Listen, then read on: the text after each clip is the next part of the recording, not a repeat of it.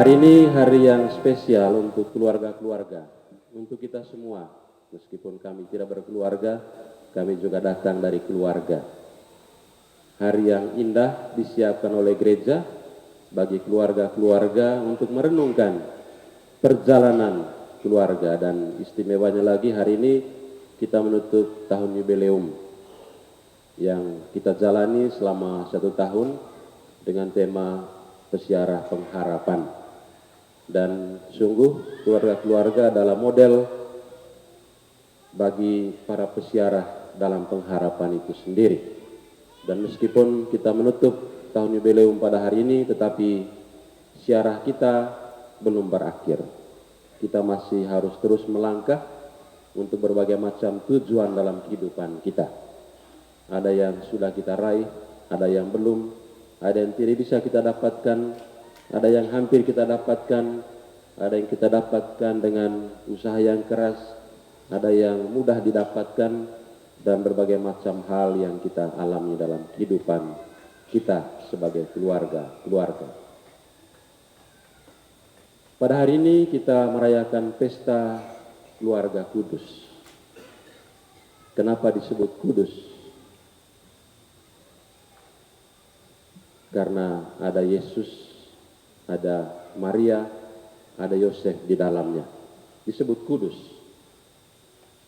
Tetapi kadang-kadang kita heran, ternyata yang disebut keluarga kudus itu bukanlah keluarga yang, tidak harus keluarga yang sempurna dalam pandangan kita manusia. Kalau kita pakai ukuran manusia, ternyata keluarga kudus itu tidak harus hadir dalam satu bentuk kesempurnaan atau keluarga yang sempurna atau keluarga yang ideal. Kalau kita lihat perjalanan hidup keluarga kudus Nazaret di belakangnya, Yesus, Maria, dan Yosef itu sebetulnya kalau dari pandangan kita manusia benar-benar sebuah keluarga yang tidak sempurna perjalanannya. Kisah awalnya dimulai dengan cerita kehamilan Maria yang tidak diketahui oleh Yusuf, atau kehamilan Maria yang disertai dengan keraguan yang besar dari Yusuf karena tiba-tiba Maria sudah mengandung. Dia tidak tahu, padahal mereka baru bertunangan, belum suami istri. Tetapi kepada Yusuf dikatakan Maria sudah mengandung. Dan Yusuf menerima itu di awal itu dengan penuh keraguan, ya, kalau kita dengar di dalam bacaan-bacaan Injil. Apakah itu keluarga kudus, keluarga sempurna? Sama sekali tidak. Dan ketika Yesus lahir juga, mereka bukan ada di rumah, tetapi dalam sebuah perjalanan.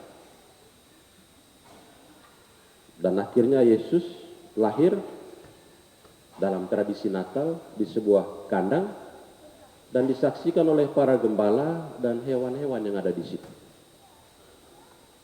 Bukanlah gambaran sebuah keluarga yang sempurna. Setelah dia lahir pun, Yesus itu dikejar-kejar oleh Herodes.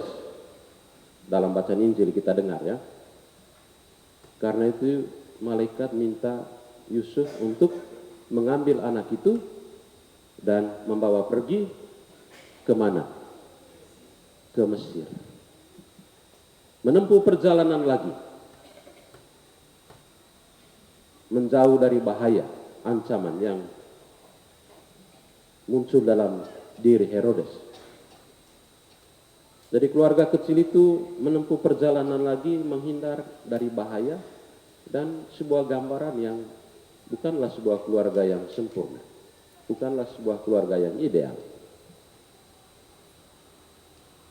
Tetapi kenapa disebut kudus? Kalau kita merenungkan bacaan-bacaan suci pada hari ini, kita menangkap ada 3 ciri khas utama yang dimiliki oleh keluarga Kudus Nazaret itu. Yang pertama tentu saja karena di dalam kehidupan mereka sebagai keluarga ada sebuah relasi dengan karakter keilahian di dalam. Jadi sebuah kepercayaan penuh kepada Tuhan yang nampak di dalam sikap Maria sejak awal. Dia katakan kepada Tuhan, pada malaikat itu, terjadilah padaku menurut perkataan. Sebuah sikap penyerahan yang luar biasa. Atau di dalam bagian lain dia katakan, saya menyimpan semua perkara itu di dalam hati saya. Banyak dari antara kita yang sulit menyimpan perkara di dalam hati. Benar tidak? Kalau ada perkara langsung tulis di Facebook. Ya kan? Jadi semua orang tahu perkaranya apa. Tidak mudah bagi kita untuk menyimpan perkara seperti Maria. Tapi Maria, dia katakan apapun yang terjadi, saya menerima dan menyimpannya di dalam hati. Dan juga sikap Yosef, yang meskipun dia ragu, tetapi pada akhirnya dia menerima dan merawat Yesus dan Maria dengan luar biasa. Karena itu kita menyebut dia sebagai Bapa yang setia, merawat keluarga kudus itu. Dan Yesus sendiri, Yesus sendiri meskipun agak bandel-bandel sedikit, ya toh, di dalam Injil kita dengar tiba-tiba dia menghilang, umur 12 tahun, setengah mati dia punya bapak mama carilah Yesus ini. Tapi dia bertumbuh di dalam hikmat. Masa mudanya dia habiskan bersama orang tuanya dalam tradisi agama Yahudi yang kuat. Bertumbuh di dalam iman. Jadi ciri khas yang pertama keluarga kudus itu karena ada karakter keilahian dalam kehidupan mereka. Nah, ini juga menjadi inspirasi bagi kita, bagi keluarga-keluarga, bagi kita semua. Pertanyaannya adalah apa yang menjadi pusat dari kehidupan kita? Apa yang kita cari dalam kehidupan ini? Banyak hal yang kita cari dalam kehidupan ini. Ada yang cari pangkat yang lebih tinggi lagi, sudah dapat, mau yang lebih tinggi lagi. Ada yang mencari mungkin harta, sudah dapat, mau cari lagi. Ada banyak yang kita cari. Ada yang mencari kesuksesan, sudah sukses ini, cari lagi ini, dapat lagi, cari lagi yang lebih besar.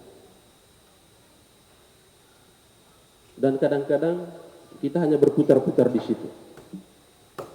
Dan kita kehilangan sesuatu yang berharga, yaitu Tuhan sendiri. Bukan berarti pencarian-pencarian yang itu tidak penting. Semuanya penting. Tetapi apa yang memberi makna dari pencarian itu, yaitu Tuhan sendiri. Karena kalau kita cari uang, mungkin uang tidak terbatas. Sudah 100 juta, mau 1 M. Sudah 1 M, 100 M. Sudah 1 M, 1 triliun. Tidak akan ada batasnya, ya.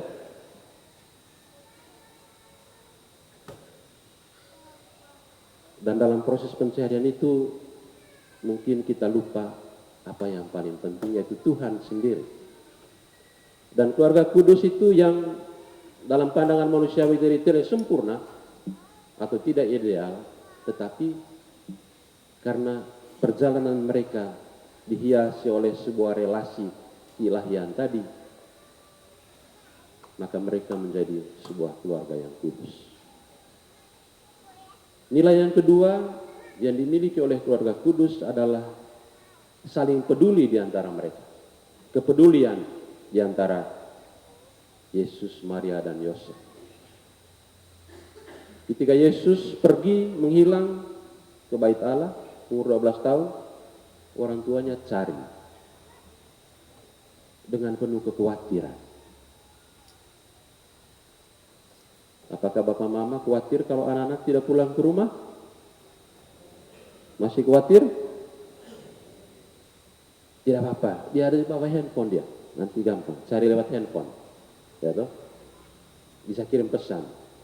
Nia meuga. Pulang jam berapa?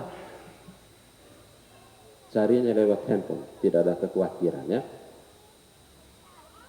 Tetapi Yesus, Yusuf dan Maria khawatir dan mereka pergi. Bahkan bertanya dari orang ke orang, apakah kau melihat Yesus? Ya di mana? Dengan penuh kekhawatiran. Itulah yang orang sebut dengan kekhawatiran suci, kekhawatiran kudus. Ini juga menjadi tantangan bagi kita, keluarga-keluarga pada zaman ini. Bagaimana kita memelihara kekhawatiran kudus itu di dalam kehidupan kita. Kekhawatiran kudus satu sama lain, yang adalah gambaran dari kepedulian tadi. Dan kepedulian atau kekhawatiran itu hanya mungkin ketika keluarga-keluarga kita memiliki apa yang disebut dengan ya soliditas, kebersamaan, atau hidup bersama, jalan bersama dalam berbagai macam pengalaman hidup.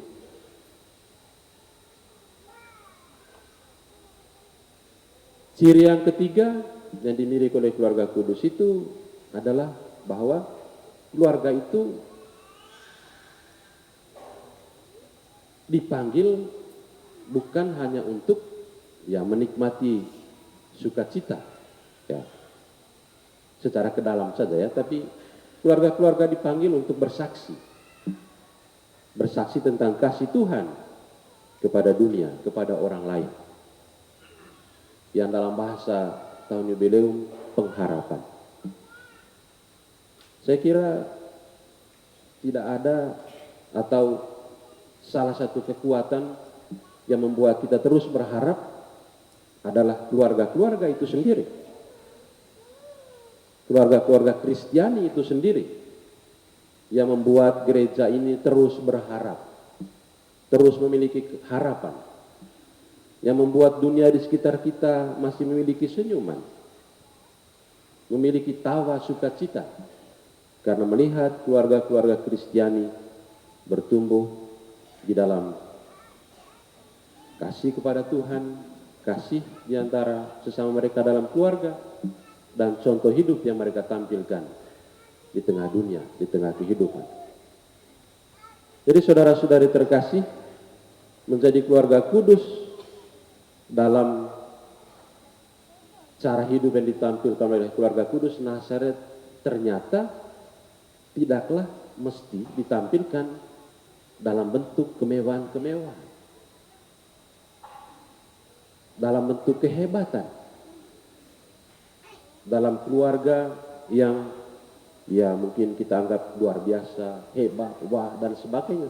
Ternyata tidak. Tidak harus seperti itu. Kalaupun seperti itu adalah bonus dalam hidup kita.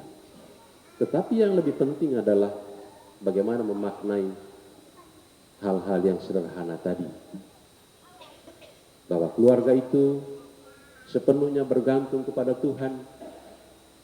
Ada kepedulian di antara anggota keluarga dan memiliki contoh hidup yang membuat orang lain juga bertekun di dalam pengharapan.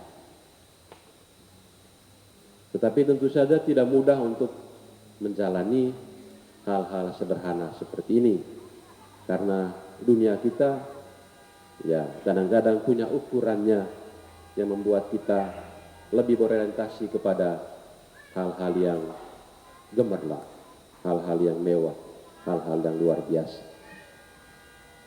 Tetapi kesederhanaan keluarga kudus Nazaret selalu menggemakan panggilan bagi kita sekalian. Mereka adalah model bagi syarah, bagi perjalanan hidup kita semua. Keluarga-keluarga Kristiani, gereja sebagai keluarga umat Tuhan, kita semua yang bersyarah di dunia ini untuk mencari keselamatan, mencari sukacita.